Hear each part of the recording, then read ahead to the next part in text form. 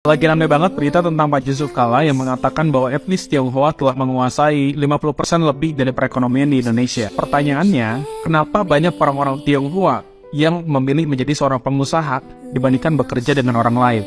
Inilah pendapat gue. Pertama, faktor sejarah. Orang-orang keturunan Tionghoa kerap menjadi sasaran kebencian rasial di negara kita, dan kebencian itu dilanggengkan bertahun-tahun oleh pemerintah sehingga membuat orang-orang keturunan Tionghoa tidak pernah merasa aman. Perasaan takut dan tidak aman karena kebencian rasial itulah yang membuat orang-orang Tionghoa lebih memilih membuka usaha sendiri alih-alih bekerja dengan orang lain. Menurut beberapa catatan sejarah, orang-orang keturunan Tionghoa ini dipersulit ketika mereka ingin mendaftar menjadi seorang pegawai negeri sipil ataupun aparatur negara lainnya. Hal pertama yang kita bisa pelajari dari mereka adalah ketika mencari pekerjaan itu sulit, maka bukalah bisnis sendiri. Faktor kedua yang membuat orang-orang Tionghoa itu banyak yang memutuskan untuk menjadi pengusaha adalah karena filosofi hidup. Orang-orang keturunan Tionghoa itu punya filosofi hidup yang menurut gue tuh keren banget, dan ini bisa menjadi pembelajaran buat kita semua. Contohnya adalah makan bubur sebelum sukses dan makan nasi setelah sukses. Maksudnya apa? Dari filosofi hidup ini, orang Tionghoa itu menekankan perlunya hidup prihatin dan sederhana ketika kita tuh belum sukses, karena ketika nanti kita sukses, toh kita bisa membeli apapun yang kita mau. Faktor ketiga adalah